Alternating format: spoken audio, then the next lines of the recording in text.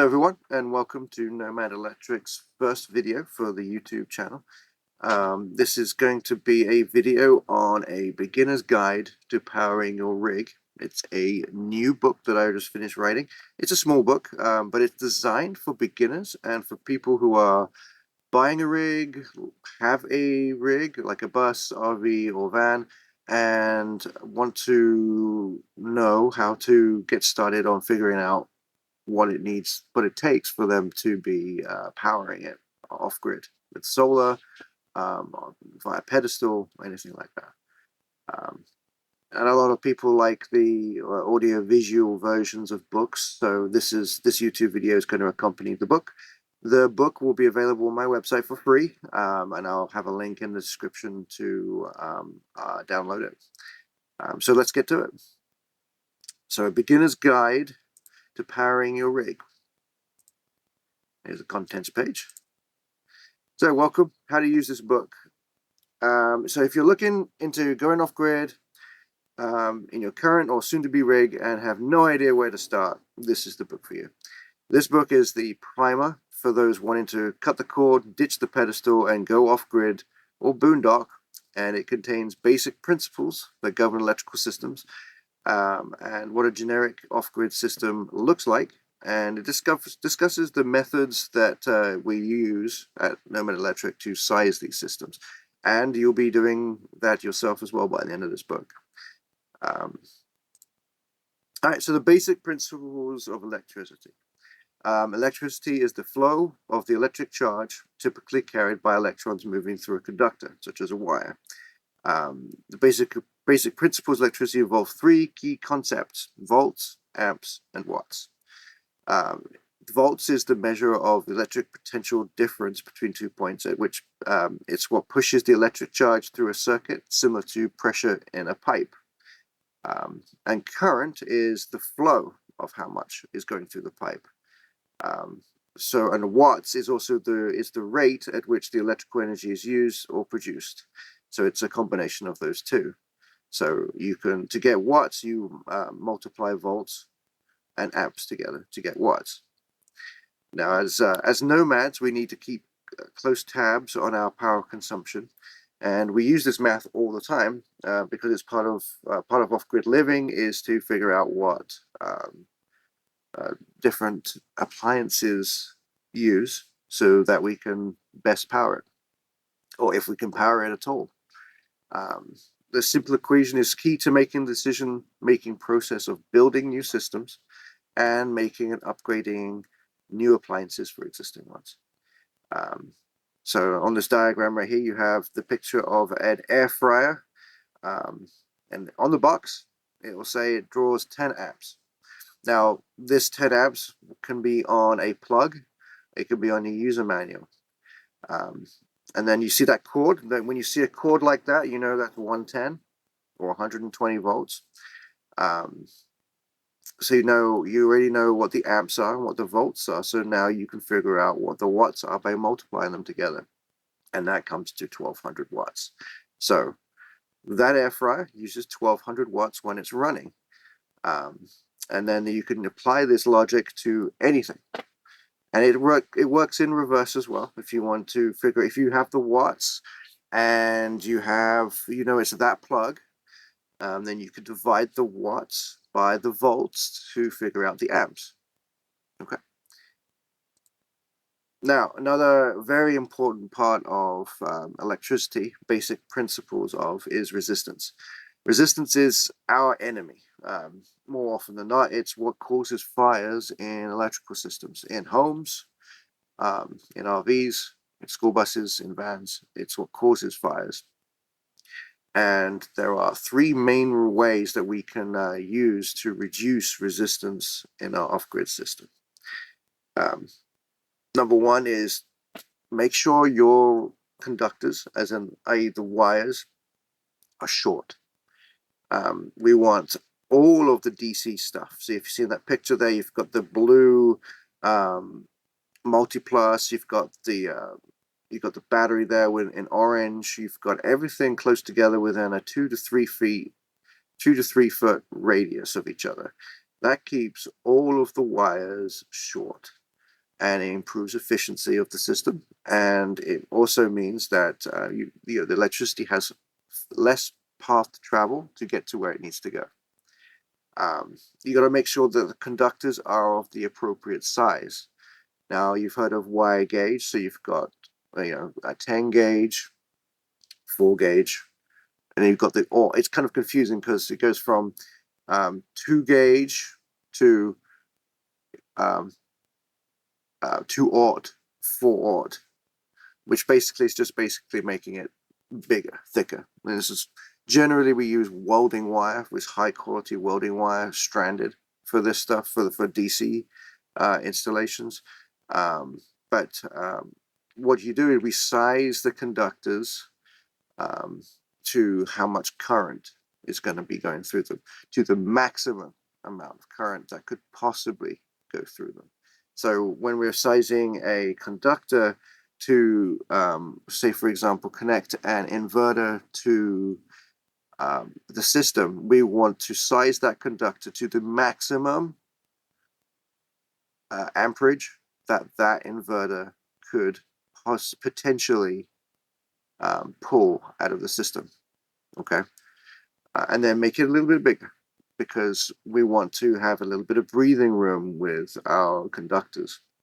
As you can see in that picture up top, the conductors are relatively short. That Multiplus is an inverter charger, so it not only charges lithium batteries, it also inverts the lithium battery, so it changes the power from the DC to AC. And that thing runs at 3,000 watts max. So we do some math, we can figure out what we need as far as wire sizing. We'll cover that in another guide. Number 3, ensure that all connections are appropriately tightened. You don't want to over tighten connectors. You also want to make sure that you are using a washer, lock washers, and nuts before you tighten them. See, the lock washer prevents it from loosening when you're driving down the road. And you need to make sure that these connectors, see all those lugs on that bus bar, each one of those needs to be tightened appropriately, because if it's a loose connector and it's wobbling around, you're going to cause heat due to resistance, because it's gaining contact and it's losing contact. Okay, and that's a very bad thing. Another way that fires are started. Right, so what does an off-grid electrical system look like? This is the main look. I mean, off-grid electrical systems can. What does so what does an off-grid electrical system look like? Now, this diagram shows a very basic van system, I would say. It has power storage on the left in the orange, and you've got power outputs in the middle in green, and then you've got the inputs, the power inputs, on the right in blue. So we'll start with the storage. A is your battery bank. It's designed to store the power collected by your solar panels or other charging sources. Just imagine, just visualize batteries as buckets that hold, that contain, electricity for your system. It's a storage device. And we measure, a battery's capacity is measured in amp hours. So basically, so what does that mean? You hear that a lot, right? What does amp hours mean? That's a very good question. So basically, a 100 amp hour battery, which is basically the most common that you'll see, can be expected. Now, this is also subject to other draws within the system. It can be expected to supply 100 amps to a system for 1 hour, or 50 amps for 2 hours, or 25 amps for 4 hours. Or you can go down and do 10 amps for 10 hours. See how we're breaking it down? So that is the basic philosophy around amp hours on lithium batteries, or any battery. Outputs. A is your fuse block, your DC fuse block. In RVs, it's tied together with the breaker panel. and you'll see these blade fuses, like automotive blade fuses in there. These power puck lights, water pumps, furnaces, awnings, slide outs. If you're in a van or a school bus and you have a DC fridge, it will plug into here, and it's fused in here too. See how it's connected up to the bus bar, and takes its power from there. And then B is the AC inverter. The AC inverter converts the inverts the power from your battery bank, and changes it from DC to AC, alternating current. And that basically feeds your outlets, your standard household outlet. Like you can power things, it lets you power air conditioners, RV outlets, hair dryers, things like that.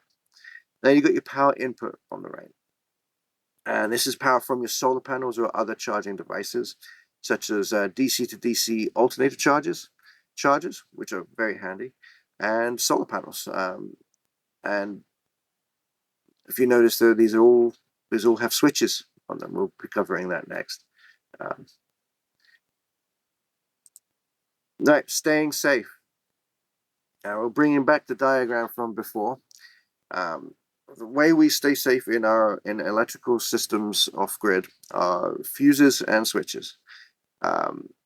In the previous section, we talked about the importance of controlling resistance in an electrical system.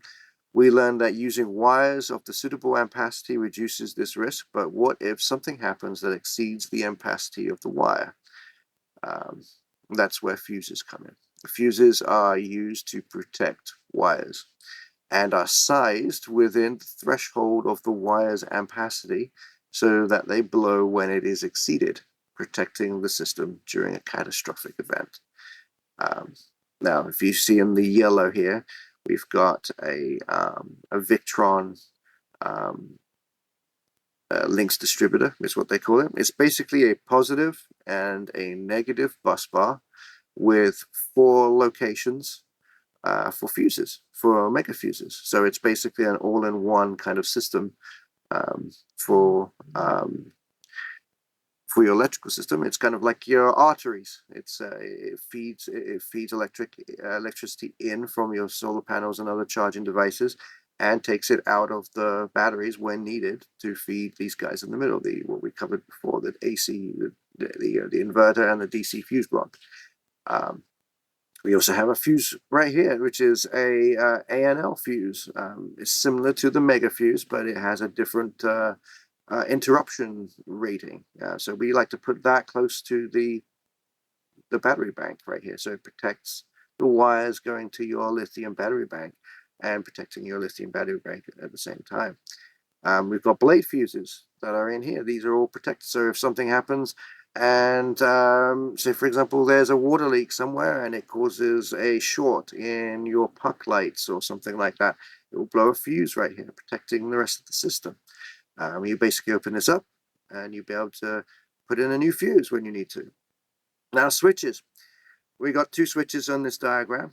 Switches are used to disconnect current to specific segments of the system. They are required. They're a required safety feature of any system and are NEC compliant.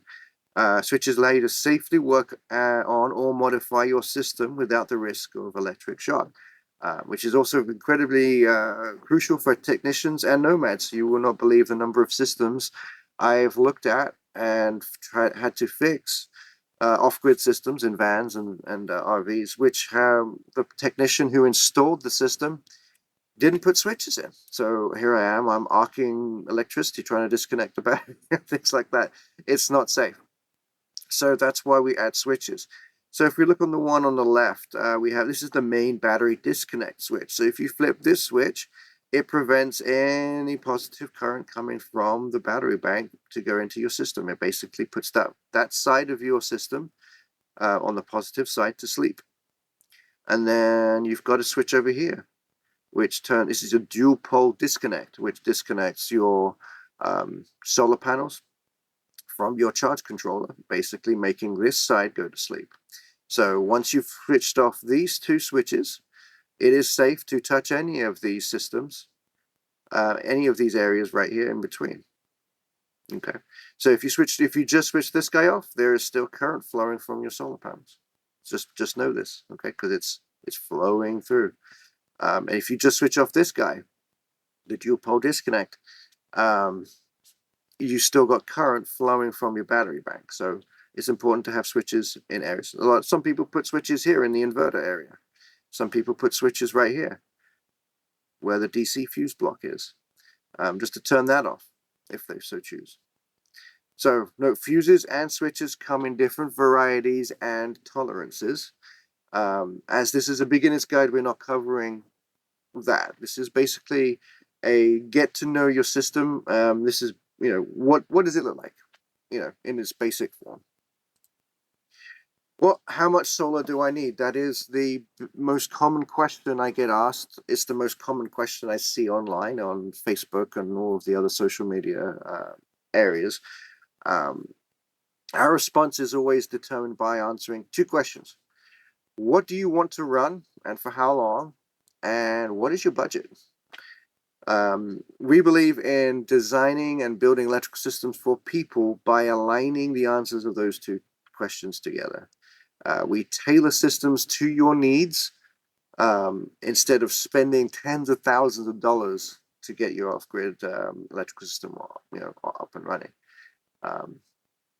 Yeah, I've seen people build out school buses and put like 25 grand of electrical into their bus.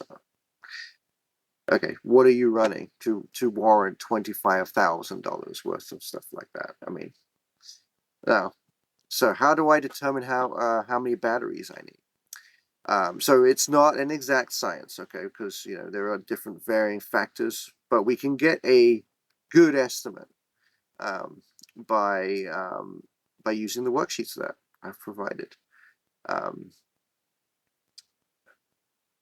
So we've got. Let's look at these examples here. So this is a very simple way to figure out what you need to what you need to power what you want to run in the RV or your rig. So in this section, in this box right here, you've got the window air conditioner unit, and you write down what it is, and then you write down the wattage. You'll be able to find this. You know how to do this now from the beginning of this book. So in this instance, it's 450 watts. And you divide that by 12 to get the DC amps that it pulls, which will be 37.5. And then in this box down here, you put in how many minutes you're going to use it per day. So for example, we're going to use it for 5 hours, so that's 300 minutes. And then you divide that by 60 to find out the hours.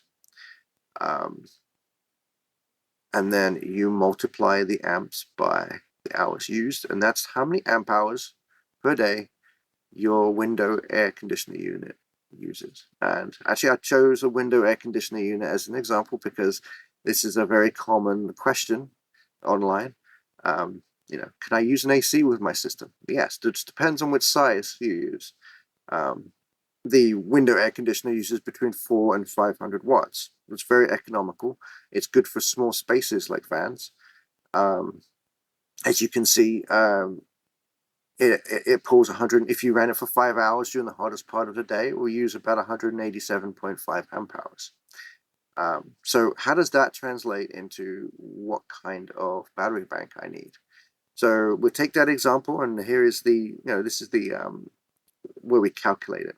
You take the total. So if you've filled this out for 10 items, 10 appliances, you add up all of these amp hours per day boxes, and you put it right here.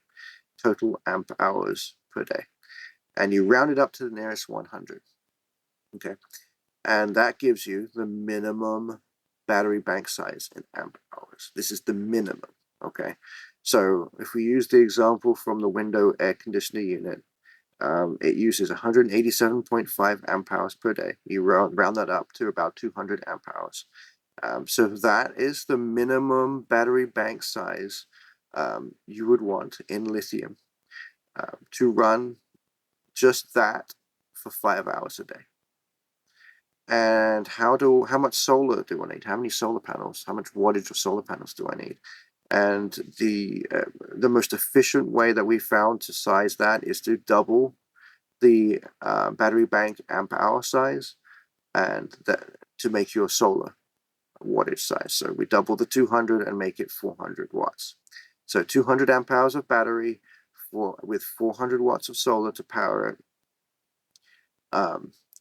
And that's just to power a window air conditioning unit. And that's a pretty heavy draw system. So running it for 5 hours, that's quite a big deal. So these worksheets are here for you to just please print them out, print out multiple copies, and figure out what you want to run. And you can put together a rough size of your minimum battery bank size. What I would suggest is to increase it some, because we don't get sun every day, and if you're relying just on solar to fill up your batteries and power your system, then you want to have a little bit of a room, a little bit of a breathing space, for days that are in the cloudy days. So you want to have enough to get you through that day and be able to recharge it the next. So we like to add a little bit more to that. So I would say go for a 300 amp hour battery and 600 watts of solar to be more comfortable. Of course, you're going to be wanting to power more things than just a window air conditioning unit. So base it off of your usage, and you'll size a system adequately to power it. If you still need help, you can level up your electrical education with our interactive build days. Everybody that I've worked with loves the fact that they are there with me when I'm building their system. We start by meeting online and figuring out what they need. What do you want to power, and how much? What's your budget? Because we build to both of those, and we put together a wiring diagram and send it out. And you guys, our clients order the system parts. Currently, our clients order the system parts from Amazon, so they get to find deals as long as they get the right, the same parts. Bring it down to their budget, and then we meet up on a build day, and they are there. Your attendance is actually required, because we go into all of this in a more in-depth way, because I believe that it doesn't mean anything to anyone, especially a nomad, to have an off-grid electrical system if you don't know how it works. You have to know where it works. You have to know where the wires are located and where they run. You need to know where your switches are, okay? Because things happen while you're off grid, and you have to be able to get to it and tend to it. So my build days are fully interactive. I am there handcrafting the wires, and I'm passing them to you, and you are pull testing on those lugs. You are feeling the craftsmanship. You're putting that in your hands before I put it in your system. And this is so many people find it to be the most valuable part of the whole experience. Is they're not dropping off their rig into some shop for some random person to just put it together behind closed doors. No, you are there. You are seeing it put together, so you know exactly where everything is. Once the building is done, you get a wiring diagram. I put together a wiring diagram detailing every single part of your system. So 5-10 years down the line, and I can't get to you if something goes wrong, you can hand that wiring diagram to a qualified technician, and he knows exactly where everything is. Okay, it saves you money because they charge by the hour. Okay. You can book a consultation at nomadelectric.net, where you found this book, more than likely. You can find me at Instagram at Nomad Electric LLC, Facebook on facebook.com/Nomad Electric LLC, YouTube at Nomad Electric Solar, and you can also email me at nomadicelectric@gmail.com. Now, I know this book might just be a refresher for some people. If you have a technical background, and you want to DIY it, I've also prepared and written several DIY plans, which include a wiring diagram, like what you would get with when you work directly with me. Comprehensive parts lists. It has a list of all the tools, the sizes, the wires. That goes into deep, the exact sizing of the wires, the exact sizing of the fuses, the switches, everything. And it has links, and also notes from me, some tips, some things you might not already know, but things to get you on the right track to building your own system if you choose to go that route. And you can get the free sample. I have a free sample here, so you can download it and just see what it's all about before finding the one that you need for the size of your for what your electrical needs are. And here's the worksheet. There's 2 pages. There's this one, so you can print this off multiples, and then you have the second page here where it has the final piece at the end. So you can print off as many as you need, and use a pencil or pen or whatever to figure out what you want. So yeah, this is, how much solar do I need? Okay, this is a primer to getting to grips with the electrical requirements and needs of your system while you're off grid. Well, that covers the book. Thank you very much for watching. I hope you enjoyed it. The book is downloadable in PDF format from our website. Link is below. Please like and subscribe. There will be more to come. Thank you.